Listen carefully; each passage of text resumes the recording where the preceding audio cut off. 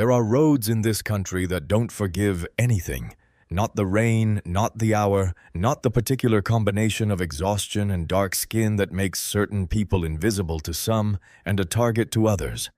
And Highway 7 at 11:52 on a Wednesday night was exactly that kind of road, the kind that runs through the middle of nowhere between the place you've been and the place you're trying to get back to, indifferent to everything except the weight you're carrying when you travel it.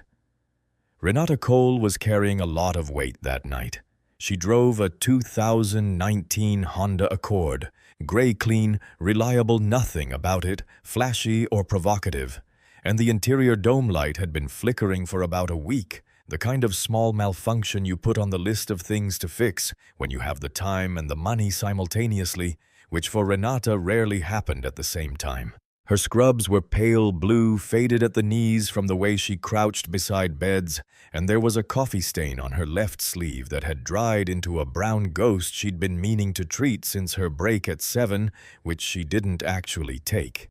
There was a smell on her antiseptic, and something underneath it that wasn't quite blood, and wasn't quite fear, but was adjacent to both the specific smell of 13 hours in a VA emergency room, a smell that lived in fabric and hair and skin, a smell she'd stopped noticing until she got home. And her son Jordan wrinkled his nose and said, "Mom, you smell like the hospital again?" And she would say, "That's because I was at the hospital, baby." And he would say, "Oh, right," and hug her anyway. She was doing 33 miles per hour in a 35 zone. Not because she was always careful, though she was. Not because she was nervous, though she was also that always on this particular stretch. She was doing 33 because she had done the arithmetic, the quiet arithmetic that a lot of people in this country do every single time they get behind the wheel. The arithmetic that says stay invisible, stay uncomplicated, stay small enough that no one finds a reason. She needed to be home in 14 minutes. Jordan was 7 years old and he was waiting at Mrs. Paulette Webb's house, 3 blocks from theirs, a good woman, a neighbor she trusted, a grandmother type who kept sugar cookies in a jar by the door and let Jordan watch nature documentaries past his bedtime, but who also charged $12 per extra half hour after midnight. And it was 11:52. Which meant if Renata didn't pull into her driveway in 14 minutes, it would be another $24, and $24 this particular week was the difference between her mother's prescription getting filled and not getting filled because the insurance had changed and the copay had gone up, and nobody at the insurance company could explain why in a way that made any practical sense. Her phone screen showed 3 missed calls from an unknown number, and she assumed it was the pharmacy, which was probably calling to tell her the prescription was ready, but they were closing at midnight, and if she didn't pick it up tonight, she'd have to wait until morning, which would mean her mother going without her blood pressure medication for another 12 hours, which was not ideal. The radio was playing old gospel music, not because Renata was particularly devout, or at least not in the way she used to be before the years got heavy, but because after a shift like this, after 13 hours of watching men come back from wars that never fully let them go, after holding a hand while a 62-year-old veteran cried and couldn't tell her why, the only thing that slowed her heartbeat down to something manageable was a voice singing about being carried. She was almost at the grain elevator, old abandoned, a hulking dark shape against a darker sky when she saw it in her rearview mirror. A single police cruiser parked in the shadow of the elevator's loading dock lights off engine running, and even though there was nothing specific she could point to, even though there was no rational reason to feel what she felt in that moment, her stomach dropped with the particular gravity of someone who has been trained by a lifetime of small moments to recognize the specific shape of trouble before it fully forms. She kept driving, 33 miles per hour. Hands at 10 and 2. She kept her eyes on the road ahead and told herself it was nothing, and she almost believed it. Officer Craig Sutton had been parked beside the grain elevator for 47 minutes, which was not where he was supposed to be and not what he was supposed to be doing. But Sutton had long since stopped making a meaningful distinction between what was assigned to him and what he chose to do, because in 15 years on the Oak Hollow Police Department, nobody had ever seriously asked him to explain the difference. He was 44 years old, thick in the jaw and the neck, with flat, pale eyes that had a quality to them that you noticed if you were paying attention, not cruel exactly, not the eyes of a man who enjoyed causing pain for its own sake, but something colder than that, something more deliberate. The eyes of a man who had decided a very long time ago that certain people existed in a category that made ordinary rules of courtesy and restraint inapplicable. He had a gut that pressed against his uniform shirt in a way that suggested he'd been ignoring it for about 3 years, and there was a smell in his cruiser. Fast food wrappers accumulated under the passenger seat, menthol gum, and something underneath both of those things that was harder to name, the accumulated residue of long hours in a small space with a certain kind of purpose. He thought of Route 7 as his corridor. That was the word he used to himself, not out loud, never out loud, but in the quiet of the cruiser in the dark. That was how he conceptualized this particular stretch of highway. A corridor that ran between the hospital complex to the east and the residential neighborhoods to the west, a corridor that certain kinds of people had to travel at certain hours, and he was the one who decided night by night who passed through without incident and who didn't. He'd never articulated this philosophy to anyone else. Not to his partner, not to his captain, not to the union rep who had talked him out of 4 of the 14 formal complaints filed against him over the past 11 years, but it lived in him with the comfortable familiarity of something you've believed for so long, it no longer feels like a belief, it just feels like knowledge. 14 complaints. Excessive force, unlawful search, racial harassment. The language varied, but the pattern underneath it didn't. And every single one of those complaints had died on Captain Roy Lester's desk before it reached anyone with the authority or the inclination to do something about it. Lester was methodical about this, not because he particularly liked Sutton, he didn't, but because the paperwork of a sustained complaint was considerably more troublesome than the paperwork of a closed one.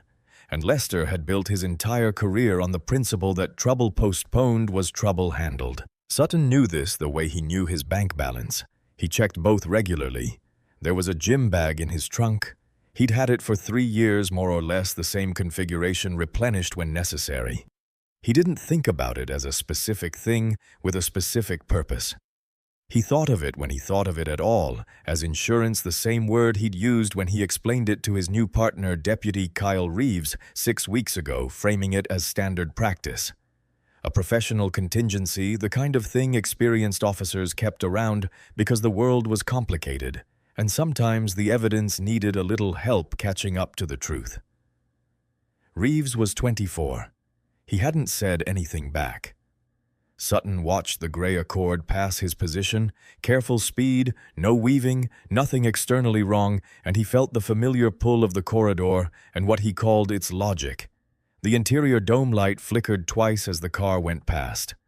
That was enough. That was what he put in the report later. Reasonable suspicion, flickering interior light. Possible vehicle equipment, violation, warranted investigation. He pulled out behind the Accord with the lights off for the first 30 seconds. Just pressure, just the headlights in the mirror. Just the particular message that travels faster than language between a patrol car and the vehicle in front of it. I see you and I'm deciding. Then he reached for the light bar and the decision became official. He reached for it the way you reach for a tool that has molded itself to the shape of your hand, from years of use casually, without ceremony, and the blue and white lights filled the wet night, and in his mirror he watched the Accord's brake lights come on and the car begin to pull over, and he felt nothing about this that he would have described as wrong. The lights hit Renata's mirror and her stomach dropped again, lower this time, and she named what she felt the way she named things at work, directly without flinching, because naming something was the first step toward managing it, and what she felt was fear. The specific kind of fear that is not about the unknown, but about the known, about knowing exactly what something is and knowing you can't stop it. She called it the reflex. Her brother had named it for her when she was 19, sitting in his car outside the grocery store after a security guard had followed her through 3 aisles for no reason, except the one reason that was never officially the reason. That feeling, Dex had said, looking at the steering wheel, is your body being smart. Don't run from it. Use it. She had been using it ever since. She pulled over cleanly, the tires crunching on the gravel shoulder, and she did everything right, all of it in the correct order. The way you do when you've had to think about this since you were old enough to drive. The way a lot of people in this country have to think about it from the moment they get their licenses. Car in park. Dome light on, despite the flicker. She reached up and switched it to full manual illumination. Window down even though the rain was coming in and the air was cold enough to feel in her lungs. Both hands at 10 and 2 on the wheel, fingers spread wide so there was nothing ambiguous about where they were and what they weren't holding. She watched the side mirror and ran through her internal protocol the way she ran triage, step by step. No shortcuts because shortcuts were what got people hurt. Deputy Kyle Reeves was in the passenger seat of Sutton's cruiser, and he sat there for a moment longer than was standard before he opened his door and got out. And if Renata had been watching him, instead of the side mirror, she might have noticed the way he moved hesitantly.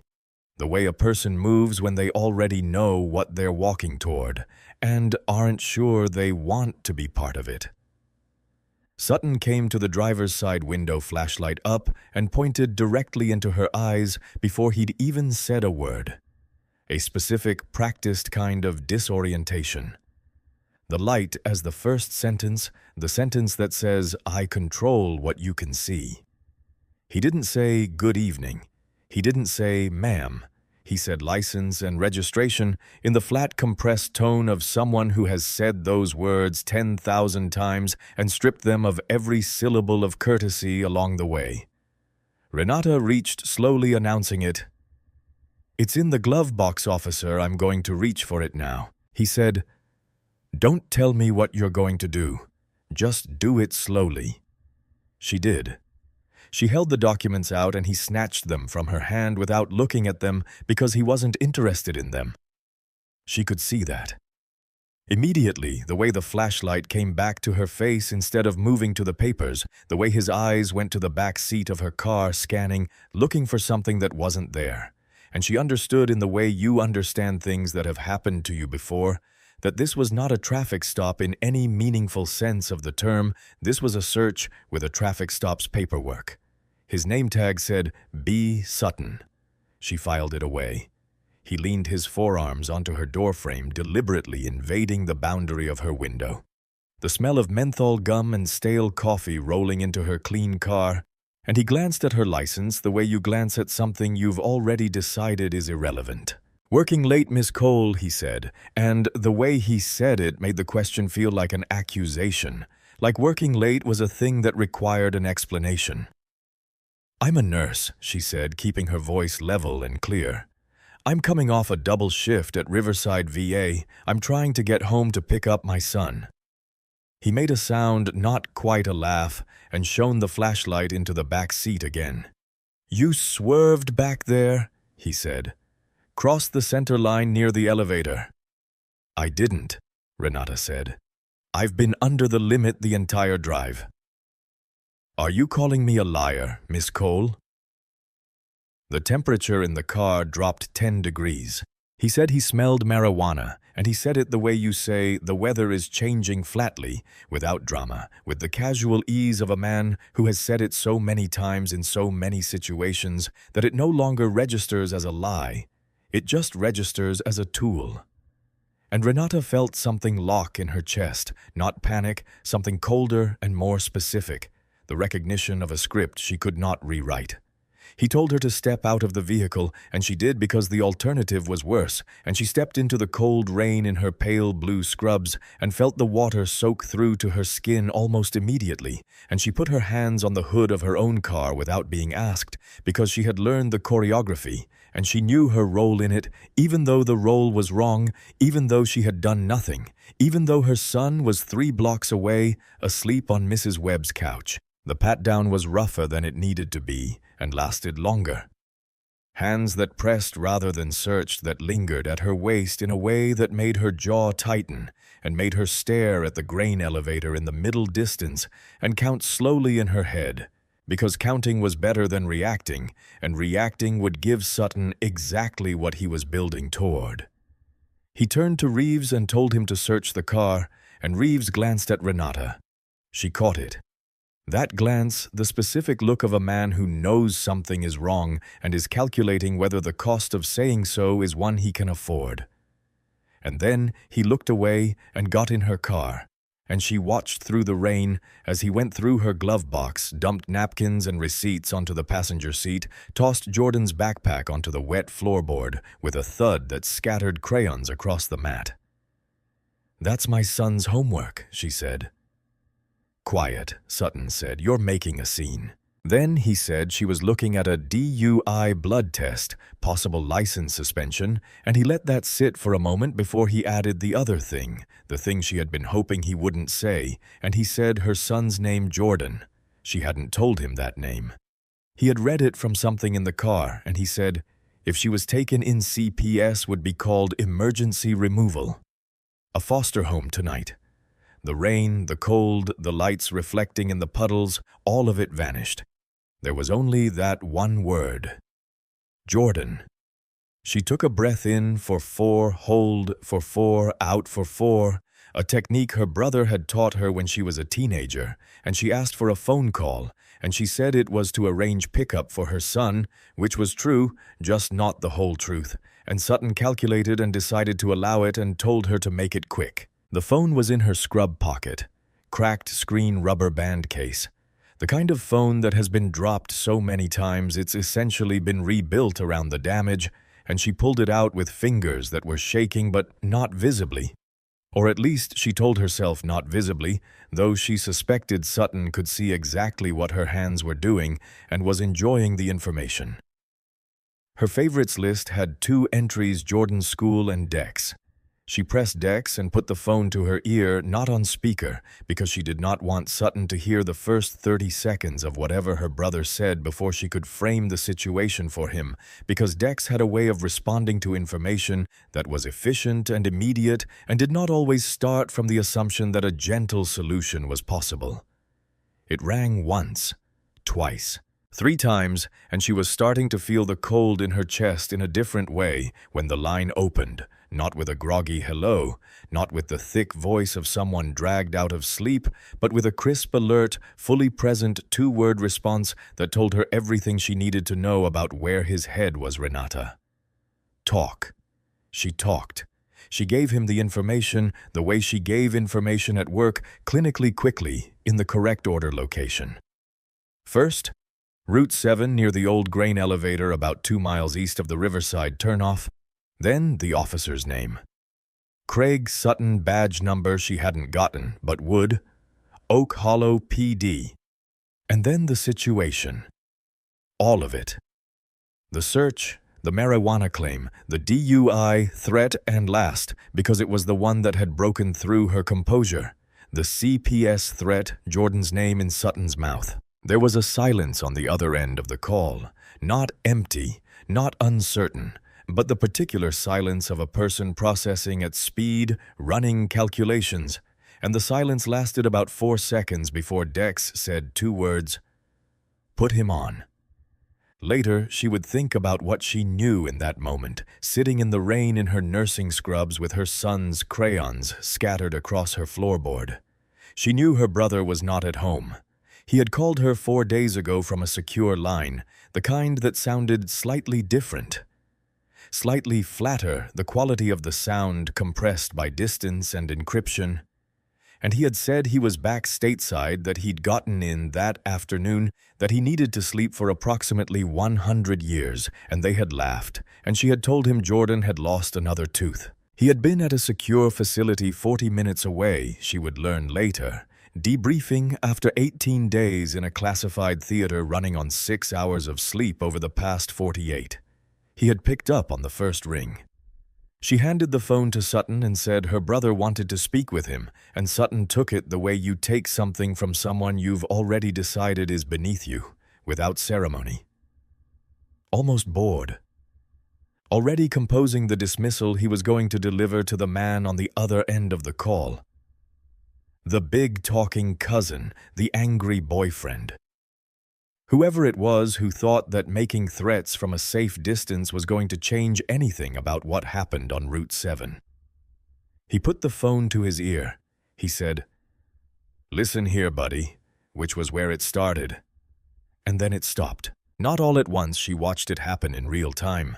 The specific physiological map of a man whose confidence collapses the color. Leaving his face first, then the jaw going slack, then the hand holding the phone going slightly still, and then an expression she had not seen on Sutton's face in any of the preceding 45 minutes. Uncertainty followed almost immediately by something that looked a great deal like fear. He said, "Who is this?" in a voice that had lost its swagger like a coat dropped in the mud. He listened for 10 seconds. Then he said, "Look, I don't care what unit you say you're with." And even as he said it, the authority in it had evaporated. And then he flinched, physically. Flinched, his shoulders going tight like something sharp had gotten very close to his face, and he said, "Okay." And the call cut off. He held the phone for a moment, staring at the black screen, and then he shoved it back into her chest and called for backup. While Sutton paced in the rain with a cigarette that kept going out in the wet wind, Renata stood against the door of the cruiser with her arms wrapped around herself and thought about her brother, and what she thought about was not his rank or his missions or the things she half knew and was not supposed to know. She thought about the game they used to play on their grandmother's back porch in Decatur, Georgia when she was 9, and he was 20 the game, where he would name a star and she had to find it before he counted to 10, and he always counted slowly when she was struggling and fast when she had it, and she never knew until much later that he was doing that on purpose. His name was Marcus, but she had called him Dex since she was 4 years old. It came from a character in a book their mother used to read to them, a detective who solved impossible problems with complete calm, and the name had attached itself to him so thoroughly that by the time he graduated high school, even their mother used it, and it had followed him into the army and apparently into the classified Tier 1 world as well, because she had gotten a phone call once from a man who identified himself only as his commanding officer and said, "Tell Dex his sister called," and she had been startled to hear it from a stranger's mouth in that particular tone of casual affection. Their parents had worked double shifts, their father at a distribution warehouse, their mother at 2 jobs, simultaneously, a pharmacy counter in the mornings and a hotel housekeeping role in the evenings, and Dex, 11 years older than Renata, had become by default something between a parent and a guardian. Cooking dinner when their mother was at the hotel, helping with homework at the kitchen table. Walking Renata to school and back because the bus situation had gotten unreliable and their father left before 6. He had enlisted at 22, which meant Renata was 11, and she remembered the morning he left with a specific and total clarity. The smell of the house, the light through the kitchen window, the sound of their mother crying quietly in the bathroom with the door shut, the way Dex had crouched down in front of Renata in the hallway and said, "I'm always here even when I'm not here, you understand." She had not understood, not then. She understood better now. She knew the shape of his career through the negative space of it. The months when calls stopped, the holidays, where his chair was empty, the times she asked where he was, and whoever answered the phone said, "He can't say right now," in the same careful tone that meant they couldn't say either. And the way he came back each time with a little less noise in him, not less himself, but more distilled, like something had been refined through heat down to its essential elements. Last Thanksgiving, the most recent one. 8 months ago, he had sat at her kitchen table and carved the turkey with an economy of motion that was beautiful in a way she couldn't quite articulate. Not a single wasted movement, not a single unnecessary cut, and Jordan had watched him with the open-mouthed concentration of a child watching someone do something extraordinary and making it look ordinary. Dex had caught her eye across the table, and something passed between them that was old and wordless, and had to do with their grandmother's back porch and counting stars. He had told her something that night after Jordan was in bed, sitting at the table with a mug of tea going cold. "The most dangerous thing I do isn't overseas, Nia. It's coming back and pretending the world is what people who've never left it think it is." She had held that sentence without fully knowing what to do with it, and she held it again now standing in the rain on Route 7, watching Sutton's cigarette cherry die and reignite and bob again. He kept a shoebox in his closet. She had seen it once years ago, reaching past it for a blanket during a visit, 4 medals in a row, unpolished, unframed face down. He had not mentioned them to her, and she had not asked, because she understood in the way you understand certain things about the people you love without needing the explanation that the face-down arrangement was not an accident. Sutton thought he had called a bluff. He had called something else entirely, something that had been in the business of not bluffing for the better part of 2 decades, and the difference between those two things was going to become very clear very soon. Sutton put her in the back of his cruiser at 12:17, and the handcuffs were too tight. 1 notch past functional, 1 notch into deliberate, and she felt the steel bite into the skin of her wrists and filed that away.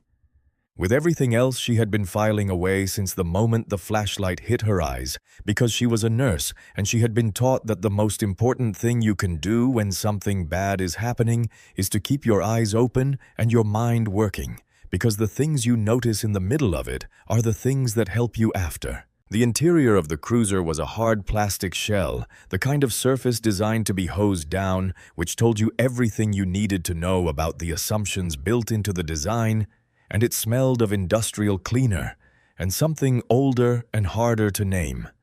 Something that had soaked into the plastic over years, the residue of a lot of nights and a lot of people who sat where she was sitting and felt what she was feeling. She could see Sutton through the wire mesh and the plexiglass partition pacing on the shoulder. The cigarette now unlit in his hand. The radio on his shoulder crackling with static. He'd called for backup twice. She could hear it even through the divider, and both times got back the same answer. All units tied up, pile up on the interstate, waited out. The second time he'd responded with a controlled anger that suggested the waiting was not going well for him internally. Reeves was standing by her car, not searching it, just standing there with his arms at his sides and the rain coming down on the brim of his hat, and his posture had changed from when he'd been in the car beside Sutton. It was collapsed inward now, the body language of someone who has arrived somewhere they didn't mean to go and can't figure out how to leave. He glanced at the cruiser. Once found her eyes through the glass and looked away before she did, and she logged that too. He knows. She pressed her head against the cold window. The vibration of the engine against her skull was oddly steadying, and she closed her eyes and tried to go somewhere useful. She thought about Jordan asleep on Mrs. Webb's couch, the way he slept with one arm thrown over his face like he was blocking out something, even in his dreams, a habit she had wondered about until the pediatrician said some kids just did that. It was fine. It meant nothing. She had wanted to believe the pediatrician. She mostly did. She was not going to let Craig Sutton be the story Jordan grew up with. She was going to fight this through every legal channel available, through every contact she had, through every piece of evidence that Sutton had generated tonight without realizing he was generating it. And she was going to be home in time to make him pancakes in the morning, and he was going to tell her about the nature documentary he'd watched at Mrs. Webb's, and life was going to continue because she had not survived everything she had survived to end in the back of this cruiser on this road. And then she felt it before she heard it. A vibration in her chest cavity, low, rhythmic, consistent, not the engine of the cruiser, which had a different frequency, but something from outside, from above, pressing down through the roof of the car and into her sternum like a question being asked by something very large and very serious. The radio on Sutton's shoulder went dead. She saw the moment it happened, saw him frown and key it and get nothing. And then the laptop on the cruiser's dash went dark, and then the dashboard itself, and then the heater and the cruiser settled into a silence that felt prepared rather than accidental. Sutton was already out of the car, his flashlight up, cutting through the rain at nothing. The beam found nothing. For 3 seconds, the darkness outside was total. And then 3 pairs of headlights ignited simultaneously across the road, and the night became something else entirely. The lights were high-intensity LEDs, the kind that don't flicker or adjust, the kind that suggest a budget and a purpose that have nothing to do with ordinary road traffic. And they were positioned across both lanes of Route 7 in a configuration that was not accidental. The middle vehicle slightly forward, the outer 2 slightly back. A geometric arrangement that communicated without a single word that the road was now closed to everyone who hadn't been invited to this particular conversation. The rotor wash hit half a second after the lights. Not a helicopter announcing itself with lights and radio chatter, but something running dark. Something that had been overhead long enough to have watched everything that happened since Sutton first turned on his light bar, and the sound of it pressed down through the wet air like a physical weight, like the weather itself had developed a point of view. Sutton drew his weapon. His hands, she could see from the cruiser, were doing something she had never seen them do in the previous hour of this encounter. They were shaking. Reeves had his gun out too. Both hands barrel low, the posture of a man who has been trained for this scenario in the abstract and is now discovering that the abstract and the concrete feel entirely different, and the specific quality of his fear was different from Sutton's. Sutton's was territorial. Angry, the fear of something being taken from him. Reeves's was simpler and more honest. The fear of someone who has suddenly realized they are in the wrong story. The SUV doors opened in unison. All 3 vehicles simultaneously. No staggered timing, no hesitation, no one vehicle waiting for another, a single synchronized movement that communicated a level of coordination that had nothing to do with anything that showed up at a traffic stop on a county road in rural America. 6 figures stepped onto the asphalt, and they wore multicam black. Not the blue polyester of a local SWAT team, not anything with an agency name printed on it, and their helmets were high-cut ballistic, their rifles short-barreled and suppressed and expensive. And they moved across the wet road with the unhurried, inexorable quality of water, finding its level spreading out into positions that covered every angle without any of them appearing to rush. They did not shout, they did not command. They held their weapons at the low, ready muzzles down, eyes up, the posture that says, "We have assessed this situation and determined that we do not need to aim yet." And there was something in that "not yet" that was more frightening than anything a drawn weapon would have communicated. The lead figure walked straight down the center line. He was the only one without a helmet. His face open to the rain, and he walked at the same pace. He might walk across a parking lot unhurried, each step deliberate, not a single wasted motion, and he was a large man, but not in the way that announced itself. Not Hollywood large, not the kind of large that performs itself, but the kind built up over decades by a life that kept requiring it a functional size, the size of someone who has had to be enough for whatever came at them for a very long time. He stopped 10 feet from Sutton. Dark skin, close-cropped hair, matted down by rain, a jaw set with the particular solidity of something that has been hit before and reorganized itself around the impact. A tactical vest over a dark gray thermal shirt. And his eyes, this was the thing she could see even from inside the cruiser, even through the rain and the plexiglass. His eyes were not angry. They were assessing. They moved over Sutton the way a medical professional moves over a patient, cataloging information, running calculations, arriving at conclusions. He said Sutton's rank and name back to him correctly, precisely, and told him to reholster his weapon before his team concluded that the weapon constituted a threat and responded accordingly, and the specific language of it not put the gun down, not the standard verbal commands of a law enforcement confrontation, but the language of someone describing a logical sequence of cause and effect, was what broke the first layer of Sutton's composure. Sutton said, "Jurisdiction." He said, "Oak Hollow, PD." He said this was his road. He said it in the diminishing voice of a man who is aware the ground is moving, but hasn't yet decided to stop standing on it. The man in the thermal shirt took one step forward, and the distance between them became intimate, in the way that distances between people only become when one of them has no concern about what the other might do. He said, "My name is Lieutenant Colonel Marcus Cole, and the woman you have in the back of that cruiser is my sister." The sentence landed the way the most significant things do, quietly, without ceremony, without any additional weight applied to it. Just the sentence and then Kelumans, and the Salians did the rest. Sutton raised his weapon. Later in the federal complaint in the incident report in Reeves's testimony, everyone who was present would describe this moment the same way it was the worst decision Craig Sutton had ever made, and he made it in about half a second, which is approximately how long it takes to lose everything you've spent 15 years building.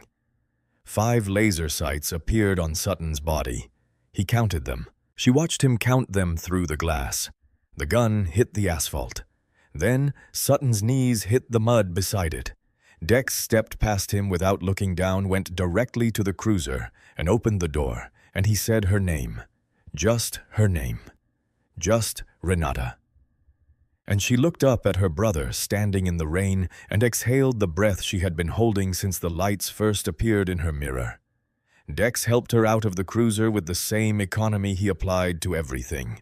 One hand steadying her elbow, the other already reaching to unhook the tactical jacket from his vest, and he draped it over her shoulders without asking, because they had known each other long enough that he understood when the question was unnecessary, and the jacket smelled of aviation fuel and cold outdoor air. And something that was just him.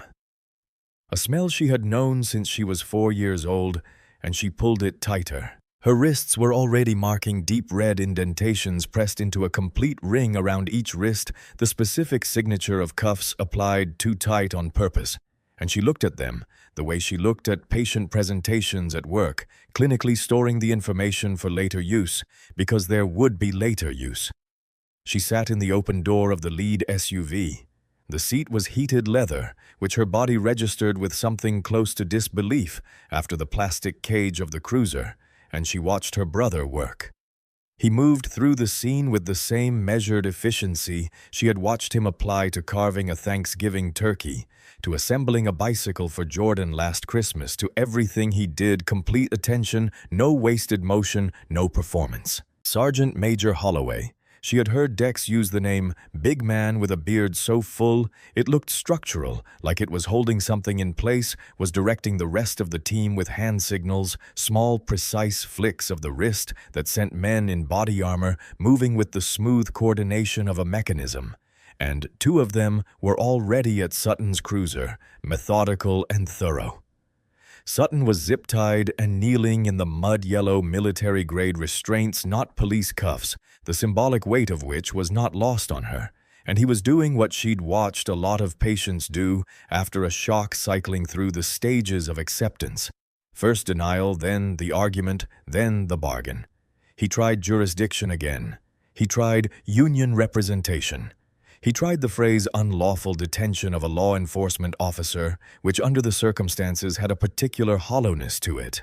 Reeves was standing against the accord, not restrained, a distinction Dex had made clearly and deliberately, she'd noticed, and he was very still and very pale, and she thought he looked like someone who had arrived somewhere after a long journey and was only now fully understanding where he'd ended up. Dex crouched down to Sutton's eye level, not aggressive, just direct, the way you crouch down to speak to someone when you want them to hear you clearly. And he said calmly and specifically that the body cam on Sutton's unit had gone dark 4 minutes before he initiated the traffic stop. He said the remote feed timestamp was logged. He said there were two ways to interpret a body cam that dies exactly before a stop malfunction or standard procedure for when you don't want a record of what you're about to do. Sutton said it was a malfunction. The equipment was old. It glitched. Dex looked at him for a moment, the way you look at something that is not quite what it is presenting itself as.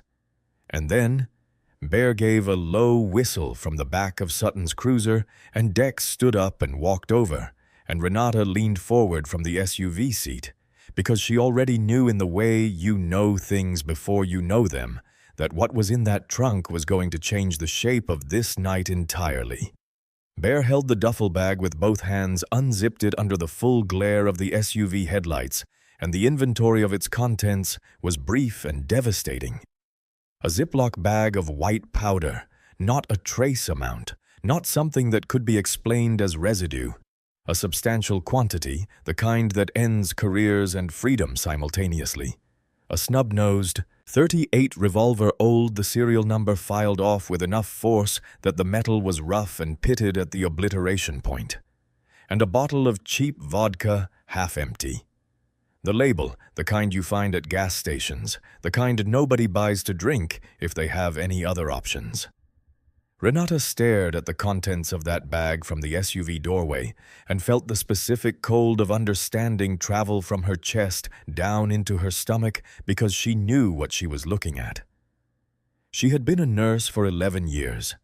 She had worked in emergency rooms. She had treated people who had encountered what she was looking at from the wrong end of its application, and she knew what the combination of those three specific items was designed to do: the powder for possession, the vodka for the DUI narrative, the ghost gun for the thing that came after, if you panicked, if you moved wrong, if you gave a man with a gym bag in his trunk any reason at all to tell the story the way he needed it to be told. He hadn't just been planning to arrest her.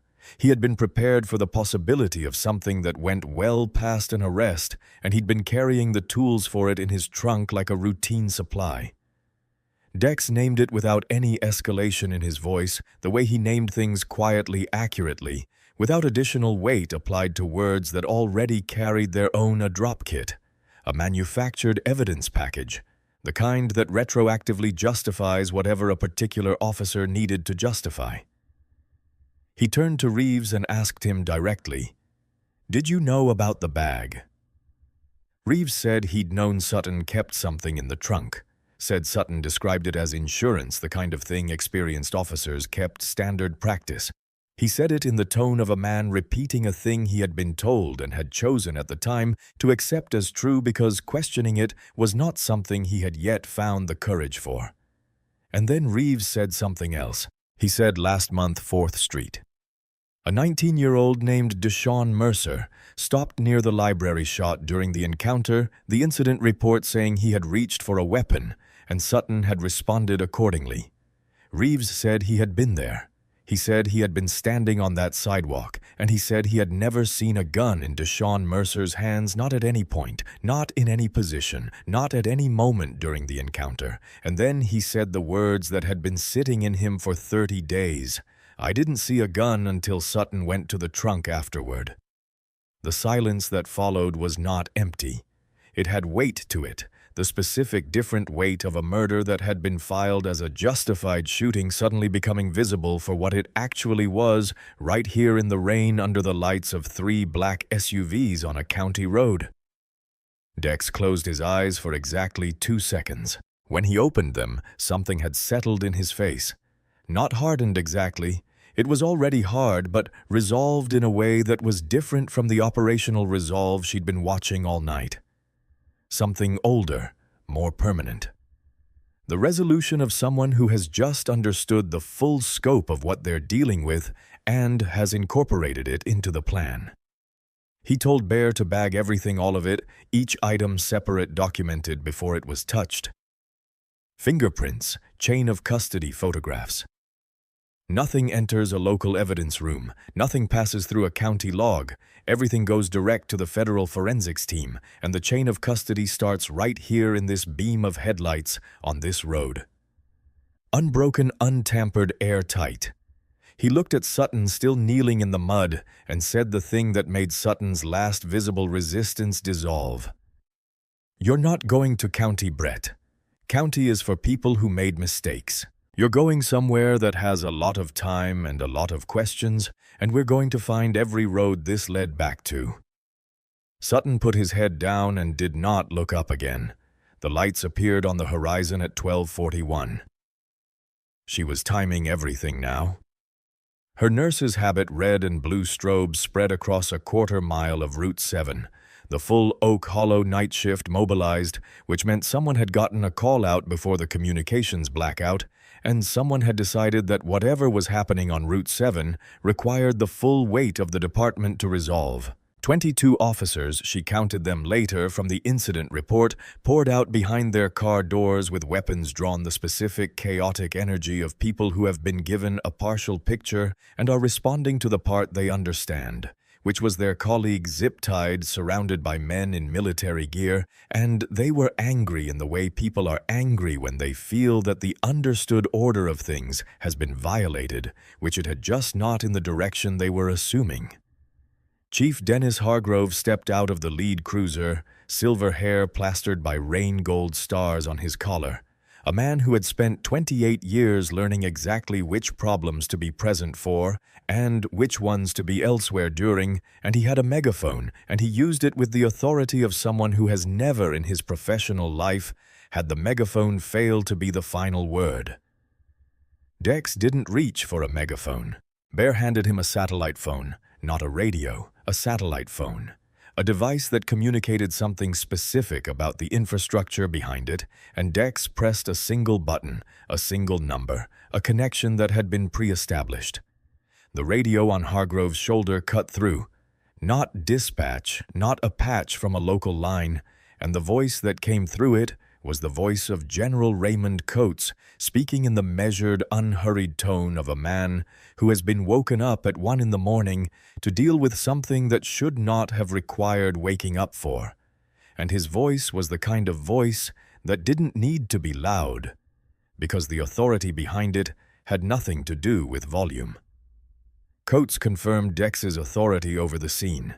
He confirmed the federal anti-corruption warrant on Oak Hollow PD issued at 4 that morning by a federal magistrate in Atlanta. He told Hargrove in plain language that the options available to him at this moment were two: stand his men down and cooperate, or be named personally as an obstruction defendant in a federal civil rights proceeding, and he noted that the second option came with very specific consequences for a man 2 years from retirement. Hargrove lowered the megaphone. She watched it happen from the SUV, the specific deflation of a man who has survived a long career by knowing which fights he couldn't win and stepping out of their path, and she watched him turn to his officers, 22 of them, behind their doors in the rain, and she watched his mouth form the words before the sound reached her: stand down. One by one, guns went back into holsters. The sound of it, the collective mechanical click of 22 weapons being secured, was oddly quiet, almost gentle. The sound of something very loud happening very slowly. The tension broke like something that had been under pressure for a long time, and what replaced it was a heavy, damp, complicated silence that nobody tried to fill. Dex walked across the no-man's land between the SUVs and the police line without adjusting his pace, and the distance felt longer than it was because of everything loaded into it, and he stopped in front of Hargrove and looked at him the way he had looked at Sutton directly without theater, the look of a person who has done the math and is now showing you the answer. He told Hargrove quietly enough that only the two of them could hear it, that the rot in his department did not begin and end with Craig Sutton. That analysts were pulling 5 years of Sutton's arrest records as they stood there. That the patterns of what they would find had already been modeled based on the complaint filings that Captain Roy Lester had systematically buried, and then he used a different word because the pattern was not abstract. It was a record, a file, a series of decisions with names and dates attached to them. Hargrove tried. Sutton was a high performer. Good numbers solved cases went home. Dex said 3 words. His stats were lies. He said them without heat, without emphasis, the way you state a fact that has been verified, and he watched those 3 words land on Hargrove's face and do their work. He described briefly and specifically what a federal consent decree looked like from the inside. He had seen police departments rebuilt from the ground up in 3 different countries. Not theoretical models. Actual departments, actual officers, actual communities where the trust had been broken so thoroughly that the only path forward was supervised reconstruction. And he said Oak Hollow PD would not be unique, and that the question Hargrove needed to be asking himself right now was whether he wanted to be part of the problem that required it or part of the process that followed. Sutton was loaded into the back of the lead SUV. 2 operators, 1 on each arm, lifting him rather than walking him. And he didn't fight. He had gone past fighting. He hung between them with the specific limpness of someone who has had the structure of their world removed and hasn't found the new one yet. And he was weeping openly, which was somehow more complete than resistance would have been. Dex walked back to Renata and he reached into the SUV, and he said, "Jordan was waiting. Let's go home." And those 5 words were the simplest and most complete sentence she had heard in the past 2 hours, and she stepped out of the car and took her brother's arm and let him walk her out of it. She was home by 1:30, and Mrs. Paulette Webb opened the door before Renata's hand reached the knocker, because Mrs. Webb had been at her window since the first convoy of strange vehicles passed her street and had been awake ever since in the way older women are awake when something in their neighborhood doesn't sit right, eyes open and watching without being able to name specifically what they're watching for. Jordan was on the couch with a blanket pulled to his chin, one arm thrown over his face in the exact posture Renata had pictured when she was in the back of Sutton's cruiser, and she stood in the doorway from the hallway into the living room for a full minute and just watched him breathe. Because sometimes that's the whole thing. Sometimes just watching your child breathe is the entire definition of safe, and you need a minute to let it fill you back up.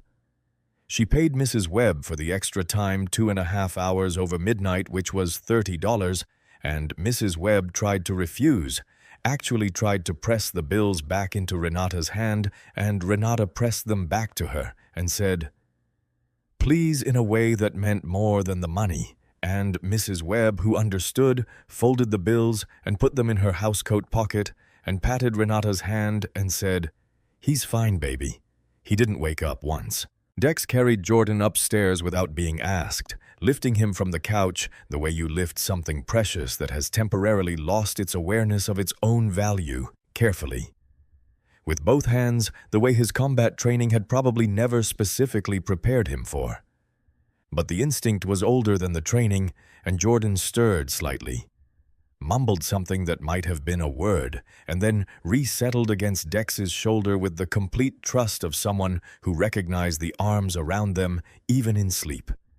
And Renata followed them up the stairs and tucked the blanket up and stood in the doorway, until Jordan's breathing was the slow, deep, even rhythm of true sleep.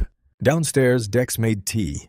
Not because either of them particularly wanted tea, though it was cold and they were both wet still, but because making tea was something to do with your hands when the rest of you needed to be still for a moment.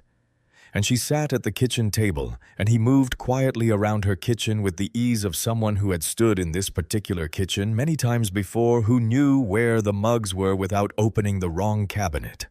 They didn't talk about it right away. They sat with the mugs between their palms and let the house reassert itself around them.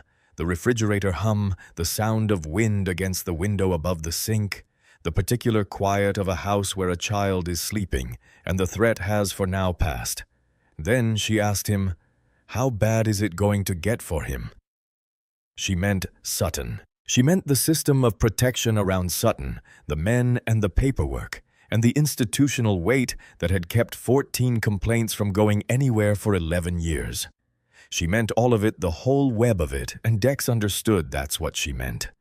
He wrapped both hands around his mug and looked at the table for a moment before he answered, and when he answered, it was not with a number or a legal term or any of the technical language she might have expected from someone who spent his professional life operating inside highly specific frameworks. He said, "Bad enough that it'll mean something." And she nodded, and they drank their tea in the kitchen while Jordan slept upstairs. And that was enough for tonight. Morning came gray and cool, and Renata slept until 7:30, which was longer than she'd slept uninterrupted in several months. And when she came downstairs, Dex was already at the kitchen table with a secure phone and a thermos of coffee he'd made from what she'd had in the cabinet. And he was in the middle of a call that he finished in under a minute when she appeared low and clipped and completely incomprehensible to her in terms of specifics, but she recognized the cadence of it, the cadence of a plan already in motion, a machine already running. He poured her coffee and told her what the federal file looked like. Oak Hollow. PD had been flagged 8 months ago by a Department of Justice Civil Rights Monitoring Unit. Not a full investigation, not yet a flag, a notation.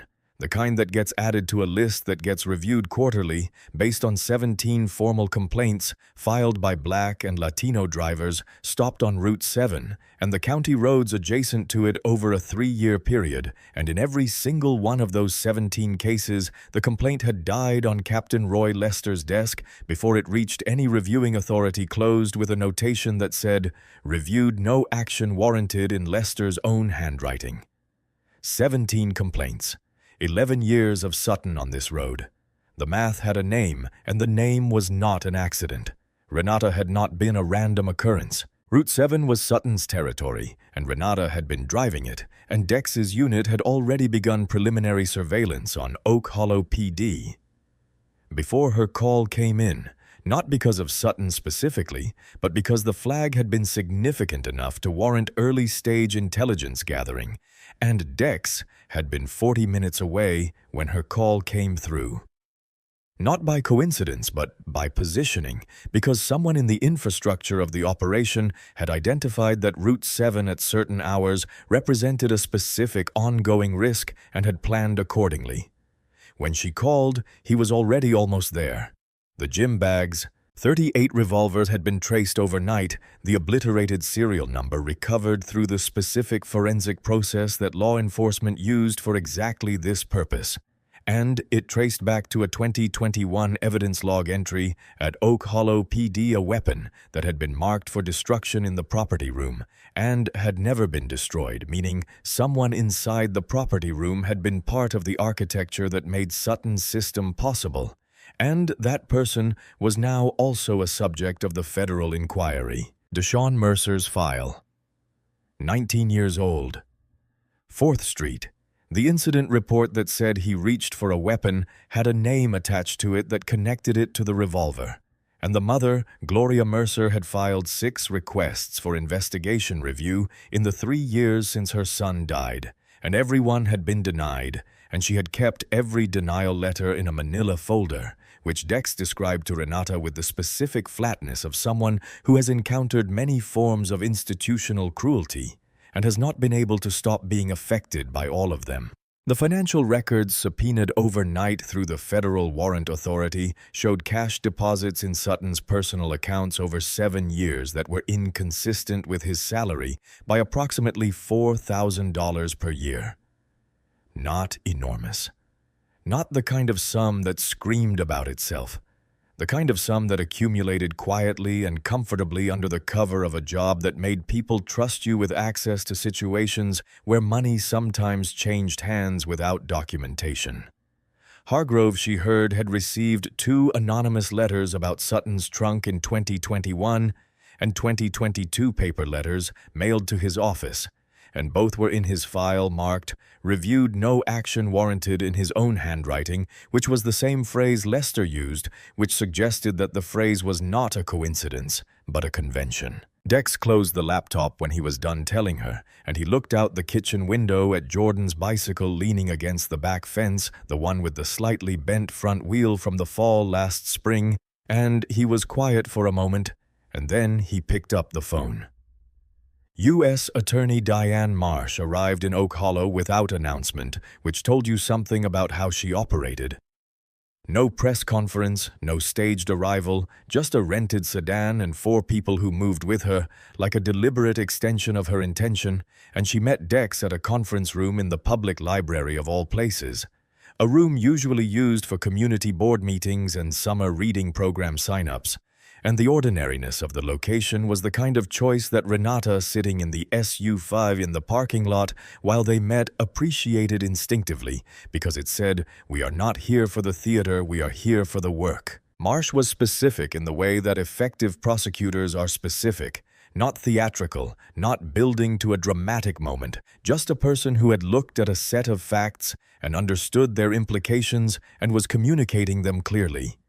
She told Dex that they were not building a case against Sutton for what he had done to Renata alone, though what he had done to Renata alone would have been sufficient for a federal civil rights charge. They were building a case around the full span of what had been happening on Route 7 and the adjacent roads, the complete picture Renata as the clearest and most documented instance of a practice that the physical evidence, the financial records, the property room irregularities, and the 17 buried complaints together described in a way that no single incident could. Renata was the case they could prove beyond any doubt on video, with a witness with physical evidence retrieved under federal warrant authority. The other 17 drivers were the context that showed the jury who Craig Sutton had been, not just on one night, but as a consistent practice across years. Kyle Reeves had already agreed to a full proffer. Everything he knew, everything he had witnessed, everything he had been told and had chosen not to ask follow-up questions about, in exchange for immunity and an immediate transfer to a department in a neighboring county, because staying in Oak Hollow after this was not going to be an option for anyone on the force who hadn't been part of it and didn't want to be defined by it. Hargrove had been offered one choice: cooperate fully and truthfully, or be named as a co-defendant, and his attorney had taken 2 hours to advise him before Hargrove had called back and said he would cooperate. Captain Roy Lester was not being offered a deal. 14 complaint files, each one individually, reviewed, each one showing deliberate burial of credible accusations. Lester had not been passive in this, he had been active, he had been a mechanism, and Marsh was going to tell the jury exactly what that mechanism had cost. Outside in the parking lot, Renata sat in the back of the SUV with the door slightly open, and found in the seat pocket a small board book, the kind for toddlers, primary colors, simple words, and she stared at it for a moment. This picture book in the vehicle of a Tier 1 military unit, this small artifact of ordinary life tucked between mission gear and a satellite uplink kit, and then she started laughing quietly at first, and then more fully. The kind of laugh that has a little crying in it, the kind that comes out when the pressure has finally found an exit, and it lasted about 30 seconds. And then she dried her eyes and felt for the first time since the lights appeared in her mirror genuinely like herself. He had been in federal custody since the night of the arrest, held without bail on the basis of flight risk, which the judge had accepted without significant deliberation, and the days between the arrest and the formal interrogation had not been kind to him in the specific way that days in a federal holding facility are not kind to people who have spent their careers on the other side of the door. The interview room was the standard configuration metal table. Metal chairs, two-way glass, a camera in the corner that was not trying to be subtle about its presence. His union representative, a man named Phil Greer, who had built a career on the principle that every officer deserved representation, was sitting beside him with a yellow legal pad and the look of a man who had opened the file on this particular case and found it considerably more complicated than advertised. Sutton had a strategy, partial admission context. Minimize the classic architecture of a defense that wants to occupy the middle ground between "I did nothing wrong" and "I did something wrong enough to cost me everything." He had been refining it in his cell for days, running it through various formulations, testing the logic of each component, and it had a certain internal coherence that depended on one critical assumption that the evidence was what he thought it was. The investigator played the body cam footage. Not Sutton's his had gone dark as agreed, but Reeves's the second camera, the one on the passenger side. The one that had been running uninterrupted from the moment they left the parking lot where they'd had coffee at 11:15 until the moment the federal response team made physical contact. Reeves's body cam had captured Sutton's pre-stop comment from inside the cruiser, specific, explicit, race-based, the moment Sutton spotted Renata's Accord and made the decision in words that were now playing in a federal interview room with a camera recording the playback and Phil Greer's pen going completely still on his legal pad. That one sentence, less than 12 words spoken in the ordinary casual tone of a man saying something he had said many times before without consequence, converted the case from a civil rights violation into a federal hate crime enhancement, because it was not an inference. It was not a behavioral pattern that could be argued as incidental. It was Sutton, in his own voice, explaining the reasoning in terms that required no interpretation. Greer asked for a recess. They were gone for 11 minutes. When they came back, Greer set down his pen and his legal pad, and he said to the investigator, "What does cooperation look like in practical terms?" Sutton was staring at the table. He had been staring at the table since the recording ended. The strategy he had constructed over days in a federal holding cell had been built on a foundation that no longer existed, and the thing that replaced it, the specific, accurate understanding of how completely he was exposed, was something that required a moment to sit in before you could build anything on top of it. The investigator slid a document across the table. It was a cooperation framework, preliminary terms, the beginning of a conversation about what Sutton knew and who else knew it, and whether that information was worth something to the government's larger investigation into the infrastructure that had made Sutton possible. Sutton looked at it the way a man looks at a bill he has been carrying the balance of for 15 years and has finally unavoidably been handed the due date. Phil Greer told him to read it carefully. Sutton picked it up. His hands were not steady, and for the first time in his professional life, there was no one in the room whose job it was to protect him from the consequences of that. Gloria Mercer was 51 years old, and she had been working double shifts at the Riverside Linen and Laundry facility since the winter that Deshawn died, not because she had to financially.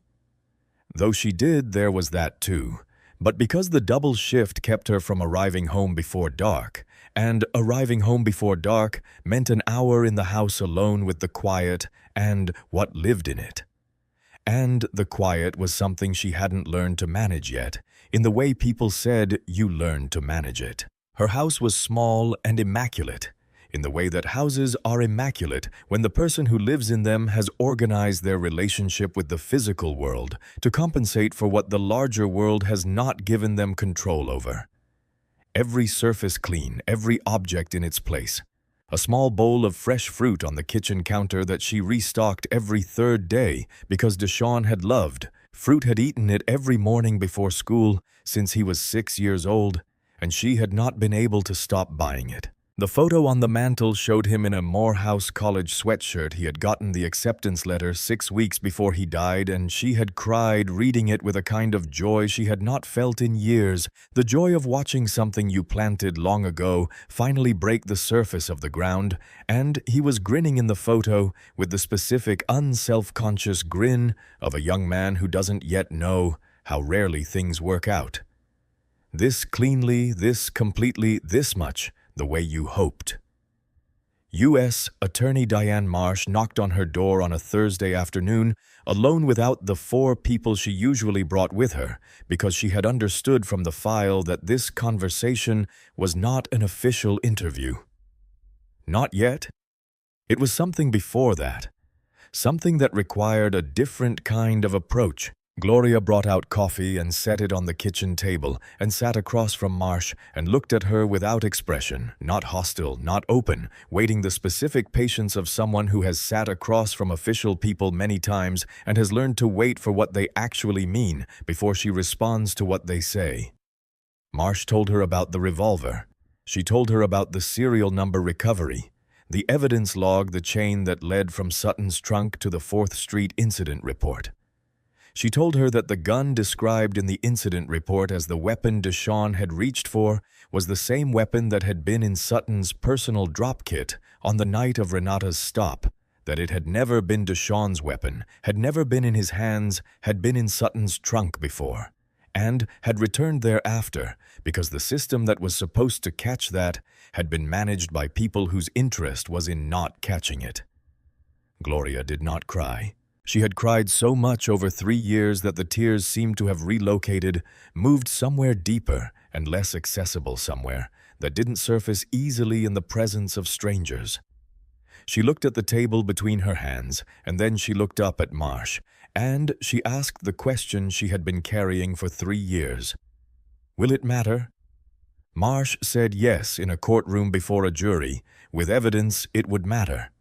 She said she was not going to tell Gloria that it would bring her son back because she didn't deal in those kinds of promises, and Gloria deserved better than that. She said Deshawn's name is going to be said out loud in a federal courtroom, connected to the facts of what actually happened, and the people responsible for what happened are going to stand in front of a judge. And that matters. Even when it isn't enough, it still matters. Gloria nodded slowly, the nod of someone who has been waiting for a particular thing to be said in the right way in the right room. She said she knew. She just needed someone to say his name like it meant something.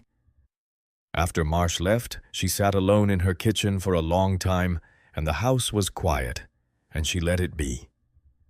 Captain Roy Lester was arrested on a Tuesday morning at the Harborview Diner on Commerce Street, where he had breakfast every Tuesday for the past 11 years, at the same corner table, with the same 3 retired officers who had all worked under him at some point, and who gathered weekly in the particular way that men of a certain age and profession gather, when the structure that organized their lives has technically concluded, but the identity hasn't found anywhere else to live. The federal agents came in quietly, 2 of them, suits, no windbreakers, nothing that announced itself before the moment it had to, and they walked directly to the corner table, and they said his name. His full name first and last and middle initial, and that was the entirety of the announcement. Just his name, and the 3 retired officers at the table went very still in the way that people who have been around law enforcement a long time go still when they recognize something irreversible beginning. Lester stood up. He tried his rank first, then his badge, then the phrase, "Do you have any idea?" and the agent who answered him said, "Yes, sir, we do," and that was that. At the precinct, the news arrived 20 minutes before the cruiser carrying Lester did, which was enough time for the information to travel through the building in the specific way information travels through an institution, when the thing it describes has been expected on some level for a long time. Not with shock exactly, but with the particular atmosphere of people who have been holding something in suspension and have just felt it land. Hargrove in his office on the 2nd floor watched through the glass wall as the implications of the morning rearranged themselves into their final positions. He had made his deal 2 days earlier, his attorney present, his full cooperation promised, and beginning to be delivered.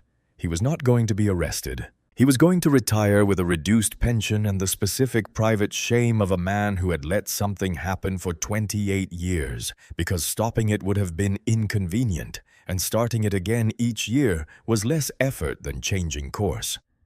The officers in the bullpen below him processed the morning in their various individual ways. Some of them had known something was wrong for years and had made the daily calculation that saying so cost more than not saying so.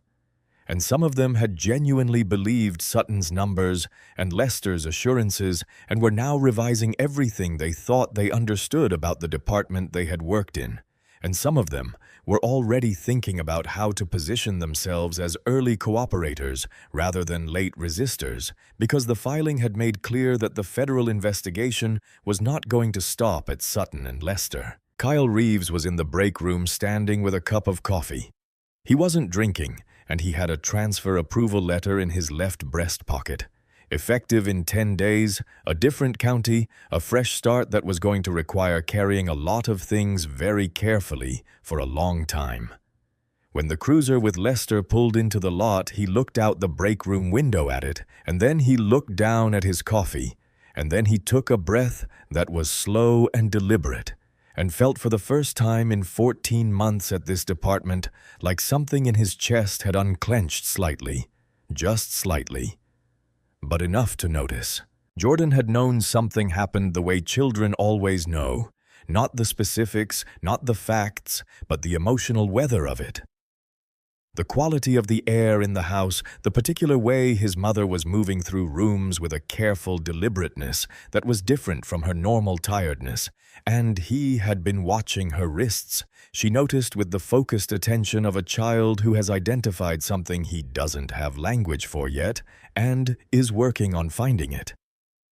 On Saturday morning, a week after the night on Route 7, she made pancakes because pancakes were the thing she made when she wanted the morning to feel like a choice she had made rather than a thing that had happened to her.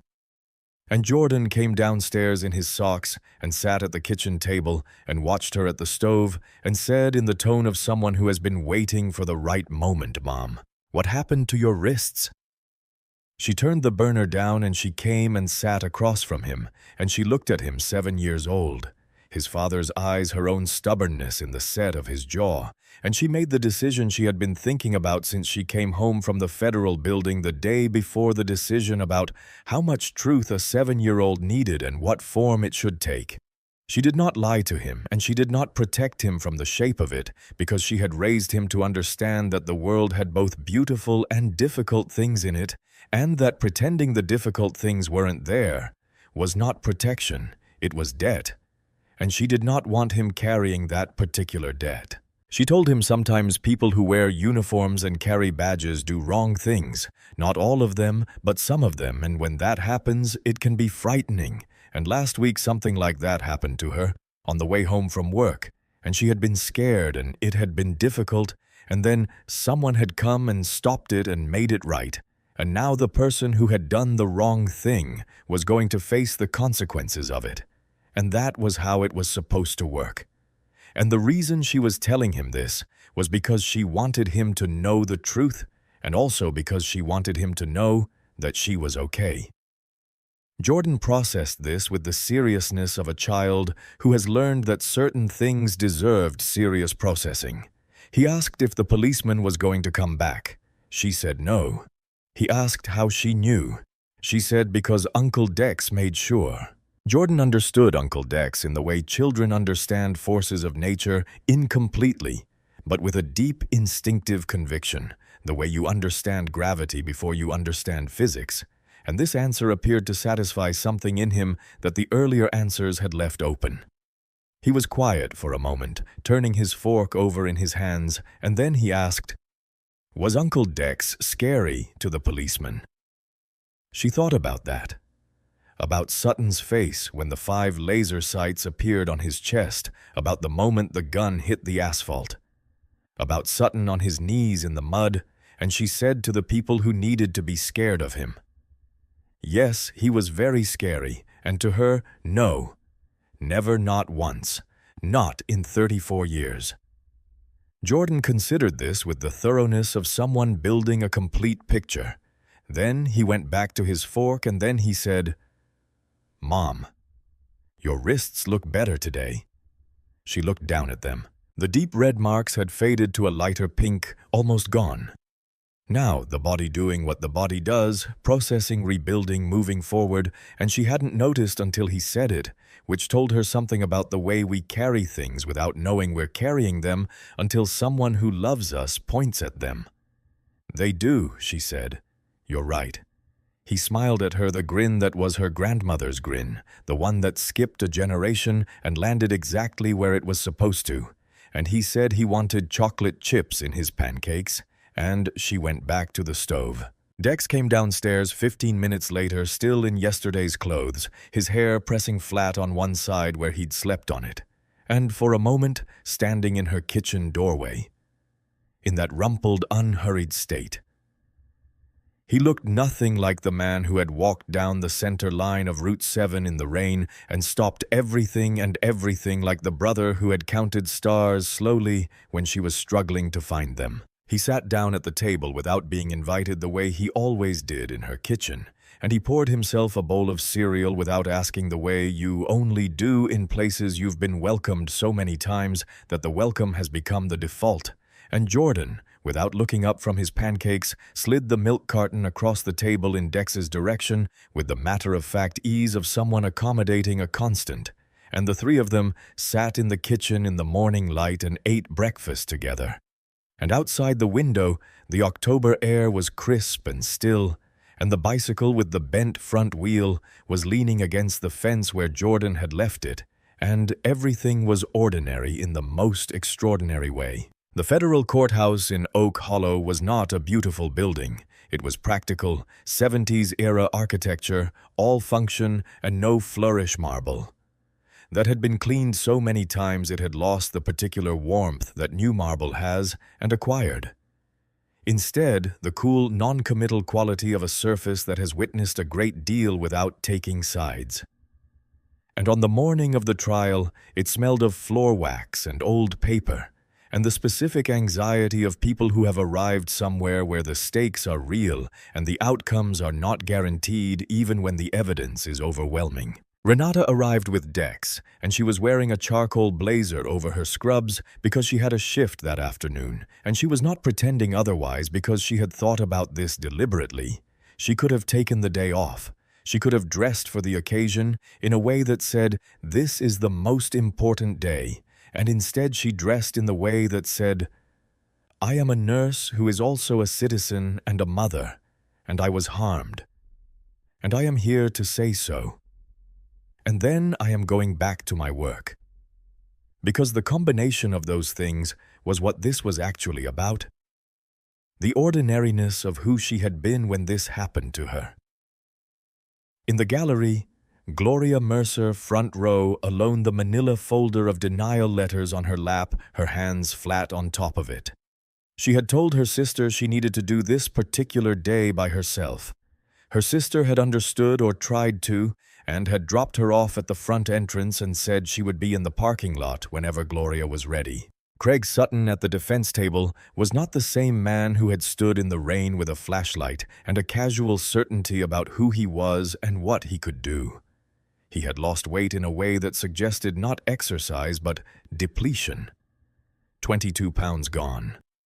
The face narrowed, the jaw less forceful, and the gray suit he wore had been purchased for a different version of his body, and it hung on him in the particular way that clothes hang on people when the person inside them has contracted, and the buzz cut had grown out into uneven patches because he had not been somewhere that offered the kind of barbering that required you to plan more than 3 days ahead. His attorney was a court-appointed public defender, a tired man, thorough and ethical, doing the best work available to him because the union had withdrawn representation.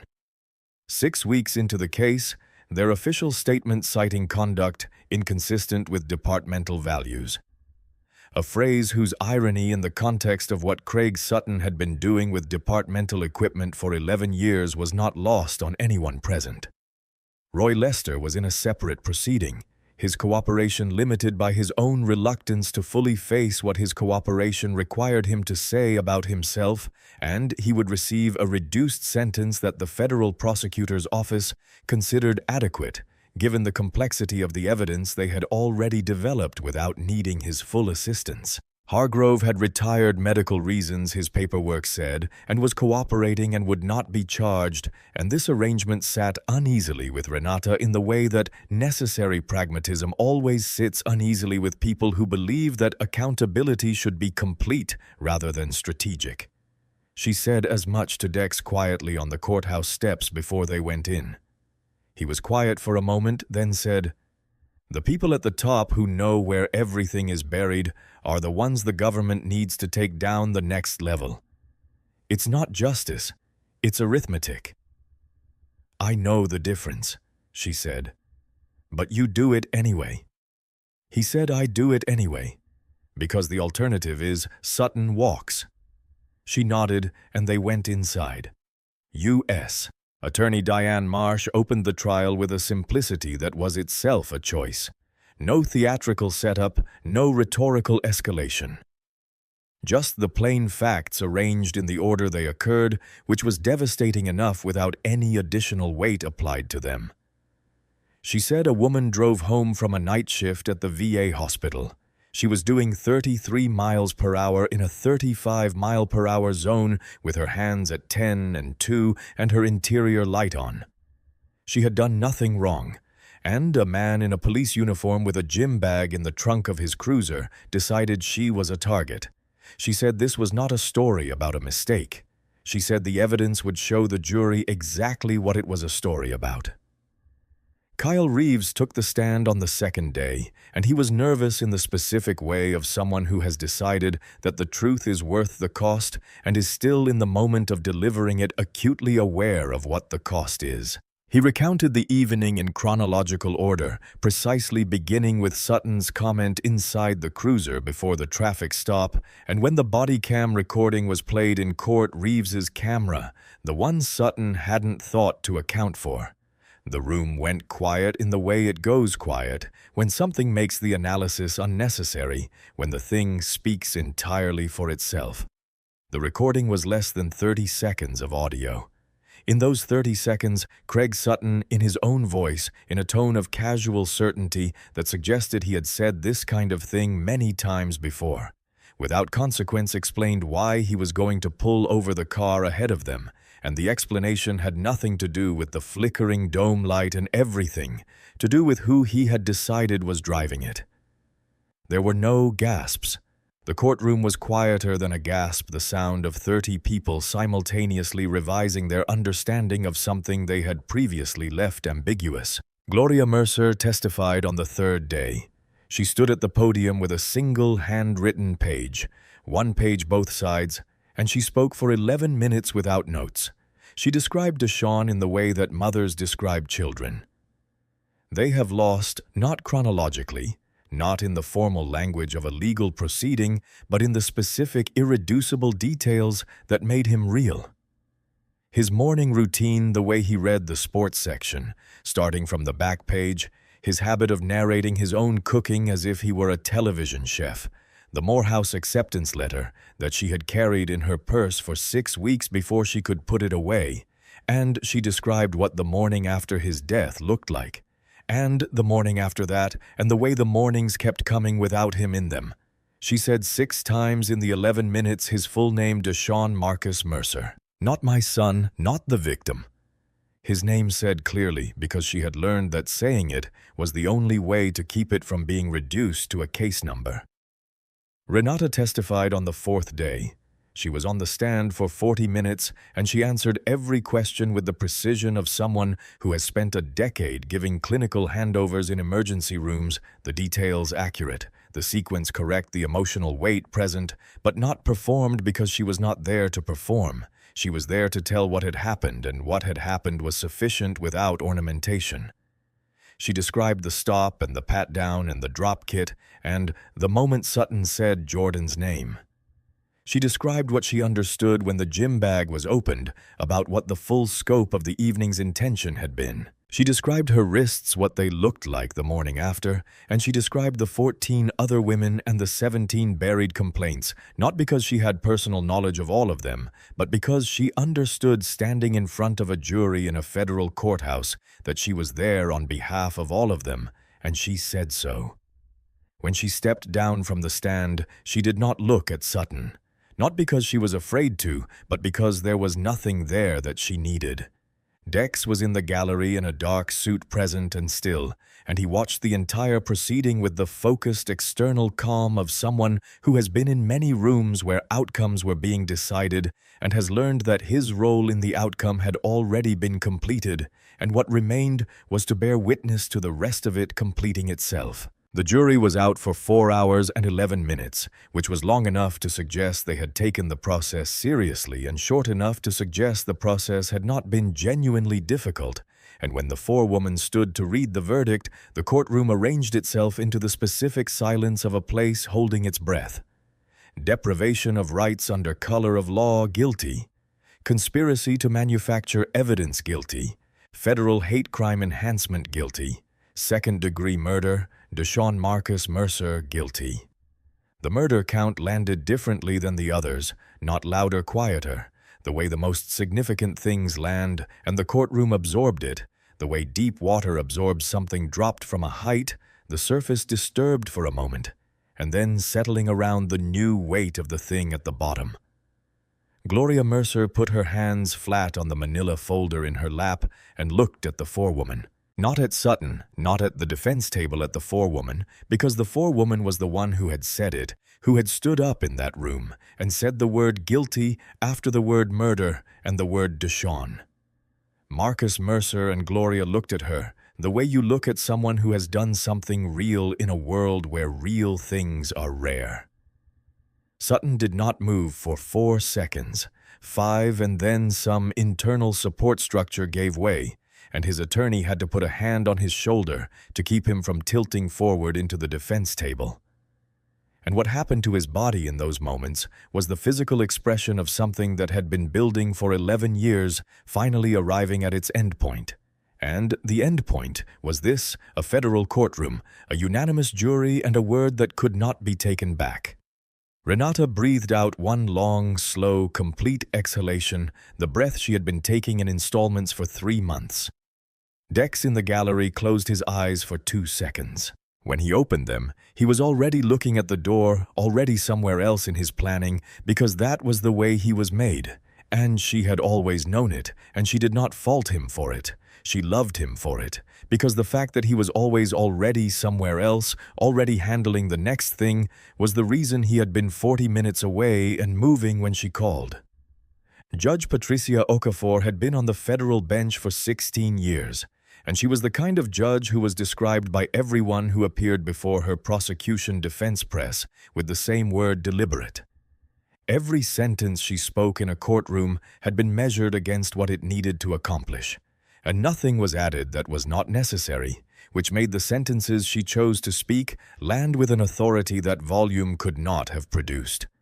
She allowed victim impact statements first. Gloria Mercer read from the handwritten page she'd brought to every proceeding, the same page she'd been adding to over 3 years, and she spoke for 7 minutes, and she said Deshawn's name 6 times, and she described his plans. Morehouse Civil Engineering, the apartment he'd been saving for the girl he'd been trying to get the courage to ask to the homecoming dance. And she said all of it in the flat, clear voice of someone who has made peace with grief, not by leaving it behind, but by learning to carry it forward without letting it determine the direction. Then she addressed Sutton directly. The only moment in the entire proceeding where she looked at him and she said, "You took a boy who was going somewhere, and you called it justified, and then you went home, and you slept. I want you to know that I never stopped asking what actually happened, and this room is the answer to what I spent 3 years asking for." She did not wait for a response. She sat down and she folded her hands on the denial letter folder and she looked at the judge. Renata spoke briefly. She did not address Sutton. She addressed the court, the room, the proceeding, and she said that she stood there not to put one man in prison, though that was the necessary outcome of the day, but because 17 women had driven Route 7 before her, and 14 of them had filed formal complaints, and every one of those complaints had died on a desk, and they had not had what she had, which was a brother with the capability to intervene and the timing to be close enough to do it. And she knew that. And she wanted the court to know that she knew it, because the difference between her outcome and theirs was not who she was, it was who she happened to be related to, and that was not justice, that was luck, and luck was not a system, and she was here to demand the system. Sutton was given the opportunity to address the court. His attorney advised against it. He spoke anyway. He said stress. He said the job. He said making decisions in the dark. He said he was not a bad person. He was a person who had made bad decisions, and he said it in the specific tone of someone who has not yet understood the difference between those two things, or has understood it and is hoping the court hasn't.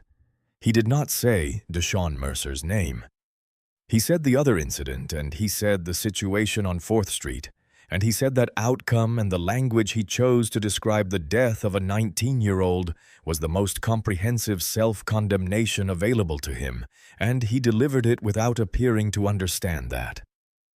Judge Okafor's sentencing statement lasted 14 minutes, and she did not raise her voice once. She named the pattern 17 complaints, 14 buried an 11-year span, during which the internal accountability mechanisms of Oak Hollow PD had been specifically and repeatedly used to prevent accountability from functioning, and she named the people responsible for that architecture, each one and their individual roles in it, because she believed in the record being complete.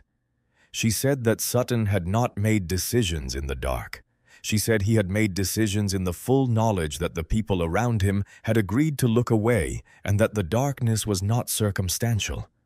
It was constructed deliberately by multiple people whose names were in the file, and that in some ways she said the constructed darkness was more culpable than his individual actions within it, because individual cruelty expires with the individual, but the architecture that enables it perpetuates itself until it is specifically dismantled. She named Roy Lester receiving his sentence in a separate proceeding noted for the record. She named Dennis Hargrove, whose cooperation had earned him an arrangement she noted without endorsing. She named the property room officer, who had maintained access to unregistered weapons for use in exactly this kind of situation. She said to Sutton, "You believed the badge gave you authority. It gave you responsibility, and you treated the two as interchangeable. The badge is visible to everyone in the room today. Every person here knows your name. You believed the badge made you invisible. It made you permanent." She said Deshaun Mercer's name twice.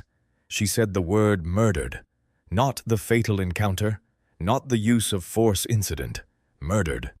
The room was very still. The sentence 34 years federal no parole eligibility for 28.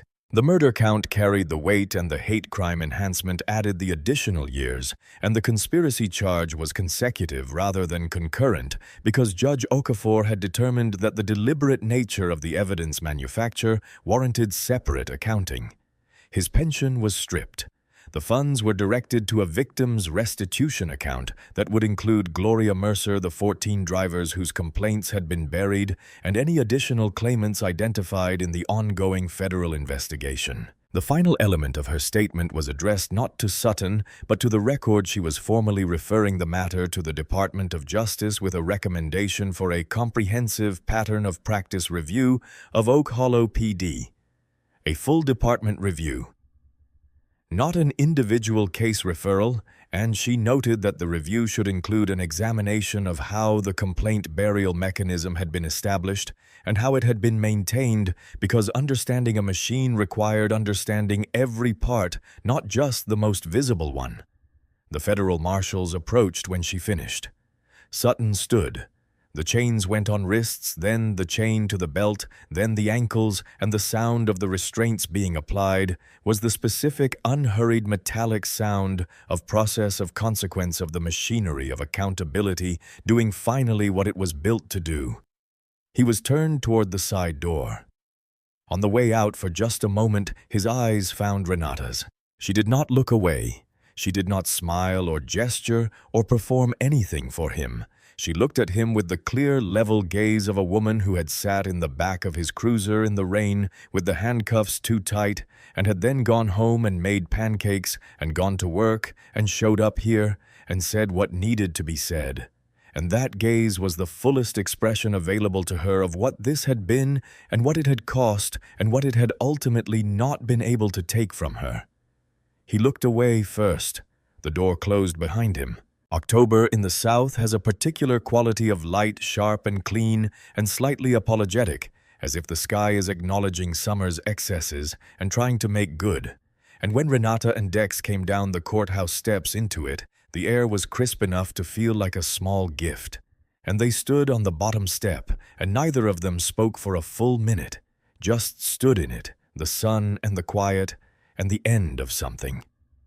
Gloria Mercer came out behind them alone, the manila folder still under her arm, and she paused at the bottom of the steps beside Renata, and they stood together for a moment. Two women who had driven different roads toward the same reckoning, who had arrived here by different routes and at different costs, and the silence between them was not empty. It was full of the particular understanding of people who have shared something true without having shared the experience directly. Gloria said, "He said your name in there." 6 times. I counted. Renata said I counted yours. They stood together for another moment in the October light, and then Gloria's sister pulled up to the curb in a silver sedan and stepped out and opened the passenger door, and Gloria moved toward it. And then she stopped and turned back and looked at Dex, who was standing slightly behind Renata on the step, and she said, "Thank you for going back for her." Dex said I didn't go back. I was already there. She looked at him for a moment, the specific look of someone receiving an answer that is technically accurate and emotionally more complicated than its surface, and she nodded once, a nod that contained things there was no efficient way to say, and she got in the car. Renata watched the silver sedan until it turned the corner onto the main road and disappeared, and she thought about Route 7 and about the morning after, and about Jordan asking if she was safe now. And she thought about the 14 women whose names she had learned over the course of the investigation, one by one, each with their own particular version of the same encounter. Their own particular reason why they'd decided not to fight it, and she thought, it is not enough. And it is what happened.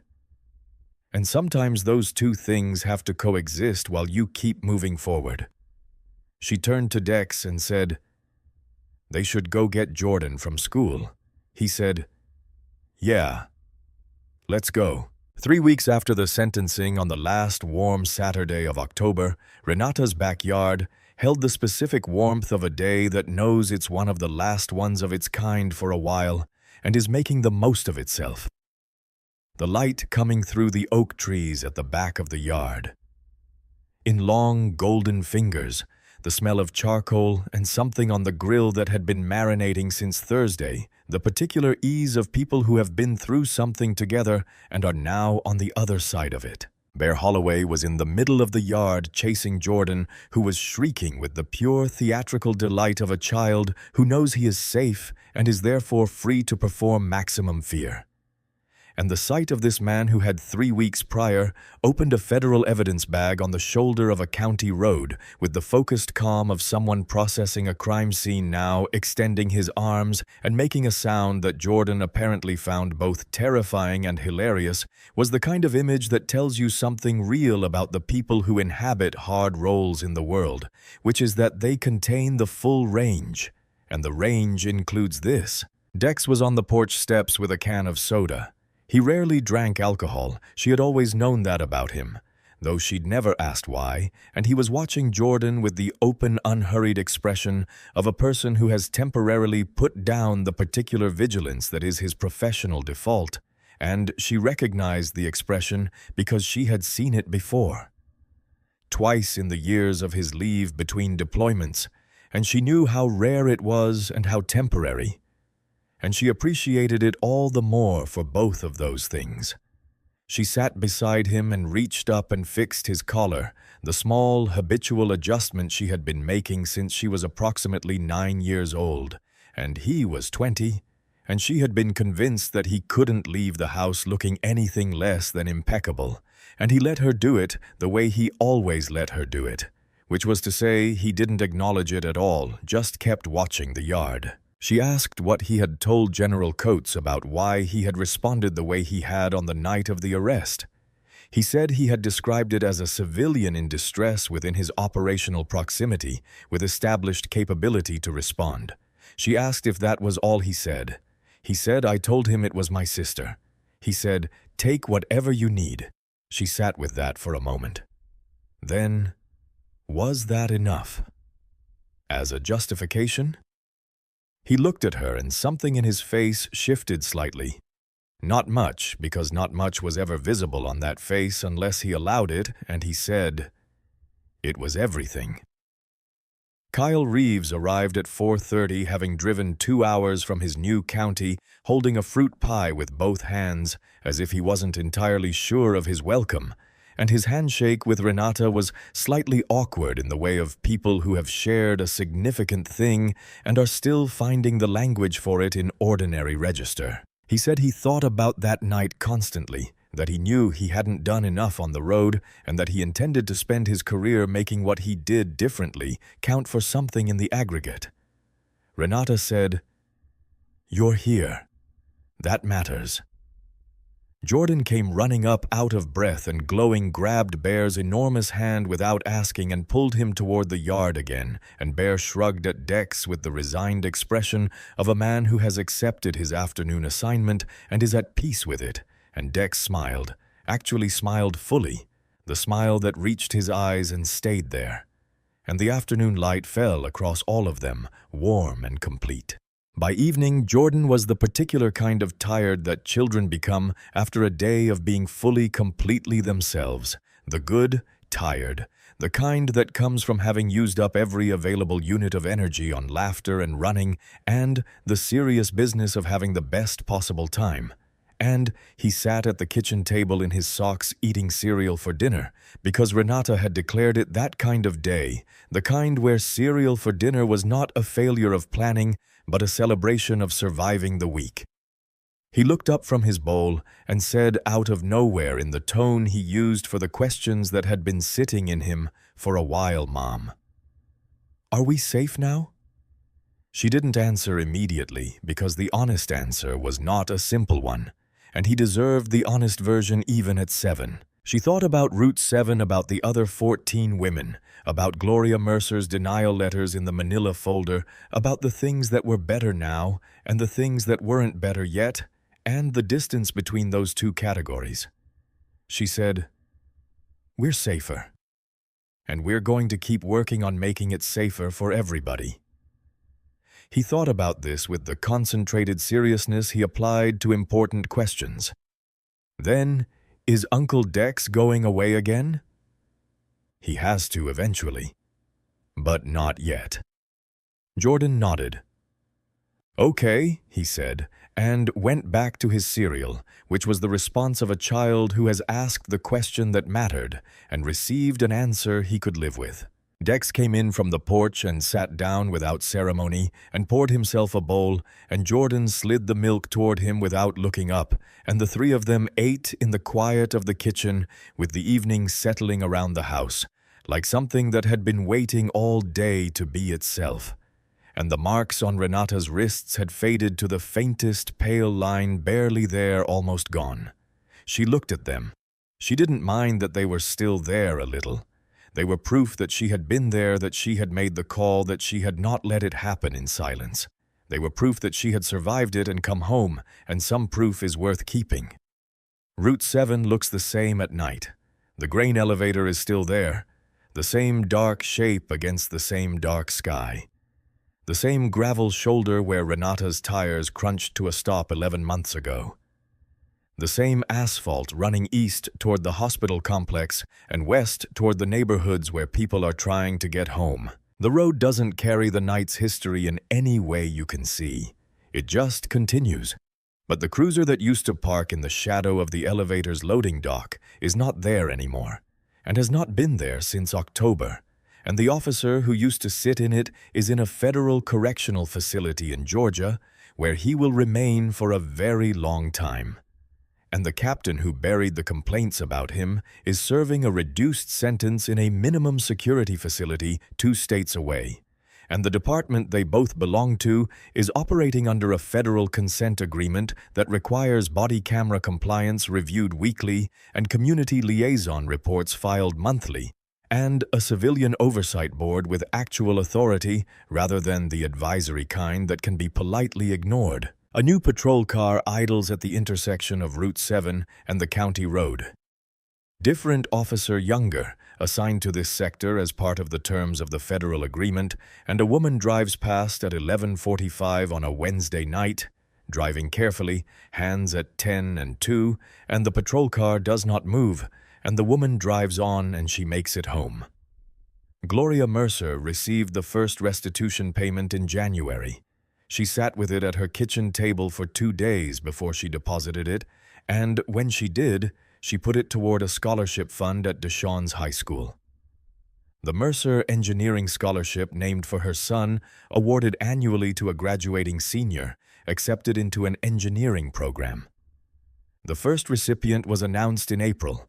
He had been accepted to 4 schools and chose the one 3 hours away, close enough to come home on breaks, far enough to become his own person. She drove him to orientation in August and cried on the way home. Not the deep reservoir tears of grief, but something freer and more recent, and she let herself cry them. Kyle Reeves in his new county makes a routine stop on a Thursday evening, a black driver, mid-30s, dome light already on. When Reeves reaches the window, hands visible, everything correct. Reeves looks at the license, looks at the registration, looks up at the driver and says, "Everything checks out, sir. I just wanted to let you know your registration sticker expires next month. You have a safe night." He hands back the documents and goes back to his car. He drives on. Justice doesn't always look like a verdict, though sometimes it does, and the verdict matters. Sometimes it looks like a woman making it home in the rain on a Wednesday night. Sometimes it looks like a name being said out loud in a room where it actually counts for something. Sometimes it looks like a cop choosing on an ordinary night to be different. None of these things alone is enough. Together, slowly, imperfectly, with great effort and great cost, and the specific human insistence on continuing anyway, they become more. If this story moved you, if you felt something watching justice finally arrive for Renata and for Gloria and for Deshawn, please hit that like button right now. It costs you nothing, and it helps us bring more stories like this one to the people who need to hear them. Subscribe to our channel and ring that notification bell so you never miss when we post, because there are more stories out there. More people whose names deserve to be said in rooms where it matters, and we are going to tell them. Thank you for watching, and remember, the road is still out there, and there are still people on it, and what we choose to do about that is not someone else's question. It is ours.